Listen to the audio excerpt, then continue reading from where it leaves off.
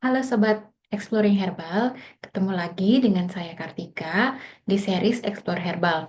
Jadi pada kesempatan kali ini kita akan kembali membahas sebuah pustaka yang tentunya gratis dari lembaga pemerintah resmi terkait dengan herbal. Apa itu? Yaitu Froti. Kita lihat apa itu Froti.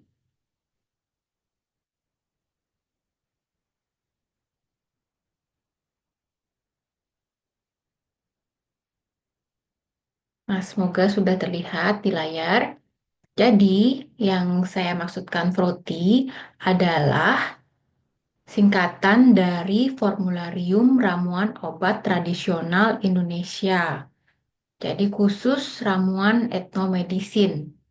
Nah, yang dimaksud ramuan etnomedisin adalah ramuan yang digunakan untuk tujuan pengobatan yang berasal dari informasi atau pustaka-pustaka leluhur atau dari pengetahuan-pengetahuan lokal etnis tertentu gitu ya. Jadi ramuan empiris gitulah kita bilang ramuan pengobatan berbasis empiris.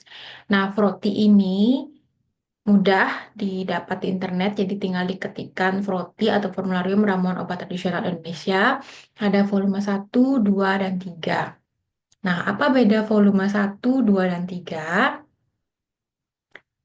Jadi bedanya ada di ramuan yang dibahas. Jadi oh, penyakit atau keluhan yang dibahas. Jadi eh, formularium yang pertama atau froti pertama membahas ramuan untuk menurunkan tekanan darah tinggi. Kemudian yang kedua membantu menurunkan kolesterol. Ramuan ketiga untuk meringankan kencing manis. Ramuan keempat untuk meringankan sakit kuning. Yang kelima meluruhkan batu ginjal. Dan keenam membantu mengatasi keputihan. Kita lihat di yang kedua. Proti yang kedua membahas ramuan penurun asam urat, ramuan meredakan batuk, ramuan mengurangi mencret, ramuan untuk membantu memelihara kesehatan kulit, ramuan untuk membantu meredakan wasir.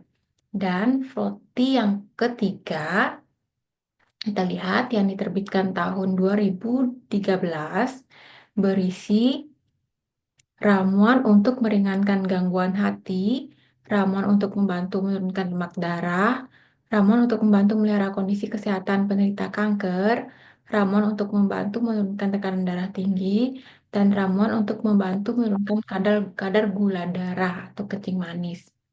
Nah, seperti itu isi dari Froti. Nah, mungkin beberapa ada yang masih mengandung jenis peruntukan yang sama, namun ramuannya itu ditambah gitu ya. Nah, kita lihat isinya mungkin bagi contoh yang pertama. Nah, awal-awalnya sama ya. Jadi, ketentuan umum di buku ini itu menjelaskan terkait penyelarasan atau penyamaan persepsi terkait unit atau satuan. Karena sebagaimana kita ketahui, ramuan empiris pustaka leluhur itu biasanya menggunakan unit-unit tradisional seperti ukuran jari, jengkal, sendok, dan jenis sendoknya juga berbeda. Ada yang gelas, ada yang genggam, atau mungkin di etnis tertentu menggunakan satuan jumput dan seterusnya. Nah, di sini disetarakan atau diberikan informasi general seperti itu untuk nanti mudah kalau ingin direplikasi atau dibuat sendiri. Walaupun nanti pada prakteknya satuan-satuan ini akan mengikuti satuan dari pasien, terutama jari, jengkal, ruas, itu genggam, itu merupakan ukuran dari si pasien atau klien yang ingin kita berikan pengobatan atau yang akan mengkonsumsi herbal. Nah, di sini eh, sebagai contoh, misalkan ramuan untuk membantu menurunkan tekanan darah tinggi. Nah, di sini dijelaskan enaknya seperti itu, diberikan informasi dulu hipertensi itu seperti apa, kategori normalnya seperti apa, disebabkan oleh apa, kemudian kapan kondisi itu membutuhkan pengobatan, gejalanya. Jadi supaya siapapun yang ingin menggunakan ramuan ini betul tepat guna dalam menggunakan ramuan. Mungkin ada yang menyebutkan mengalami tekanan darah tinggi. Namun kalau ternyata gejalanya tidak sesuai, setelah diukur di sini dicocokkan, oh tekanan darahnya masih tergolong normal, jadi akan diberikan terapi, mungkin terapi non farmakologi seperti itu. Tapi kalau memang sesuai dan memang layak atau memang eh, harus diberikan pengobatan. Nah, alternatifnya dapat menggunakan ramuan etnomedicine herbal yang ada di Proti ini. Nah, di buku ini disebutkan juga ramuan apa itu berasal dari provinsi atau daerah mana. Ini etnisnya juga ada. Kemudian di sini jelaskan komposisi secara kuantitatif maupun kualitatif dan cara pembuatan hingga frekuensi penggunaan. Sampai untuk masing-masing bahannya disebutkan nama latinnya, nama daerah, supaya untuk yang tidak mengenal nama nasional seperti itu, mereka dapat mengenali dari nama daerah. Nah, di bawahnya di sini jelaskan juga secara ilmiah, seperti itu nih ada sitasinya. Secara ilmiah dapat digunakan untuk apa. Jadi ini semacam mengkonfirmasi kembali bahwa penggunaan secara empiris itu betul dan didukung juga oleh bukti-bukti ilmiah yang sudah ada hingga tahun disusunnya protein ini. Seperti itu. Jadi tadi ada bawang putih, seledri. Jadi bawang putih seledri dijelaskan seperti ini dosisnya sudah sampai uji tahap mana gitu untuk masing-masing terapi.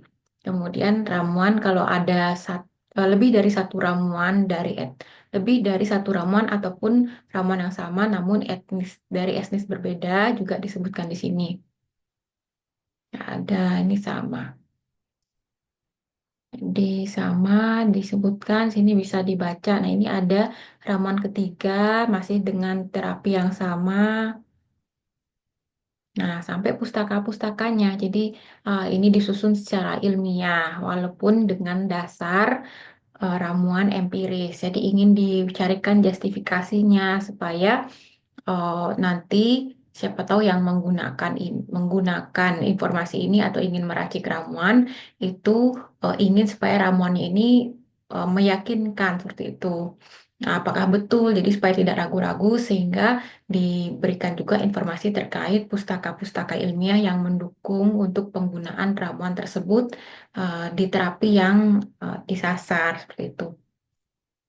Nah, di sini juga ada ramuan yang lainnya hingga 5 jenis peruntukan tadi sampai bawah.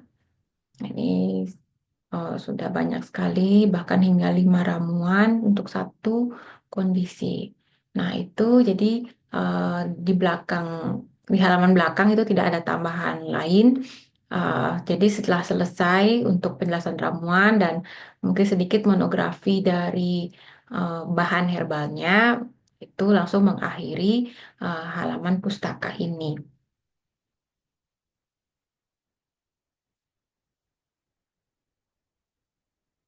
Nah, itu uh, gambaran dari Froti, jadi salah satu pustaka yang dapat menjadi pegangan untuk kita dalam meracik ramuan.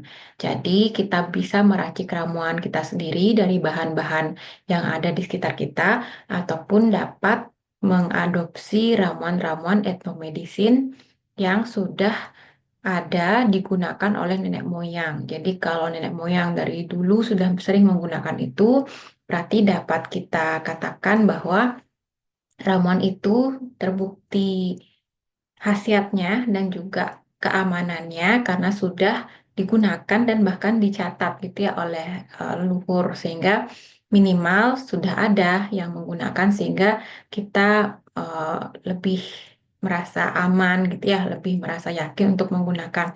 Walaupun kalau ingin dikembangkan lebih lanjut untuk menjamin efektivitas yang optimal, keamanan yang lebih terpercaya lagi, memang dibutuhkan pengujian laboratorium yang sahih dan lebih eh, terkontrol gitu ya sesuai peraturan perundang-undangan dan tentunya di bawah pengawasan dan ketentuan dari Badan Pengawas Obat dan Makanan.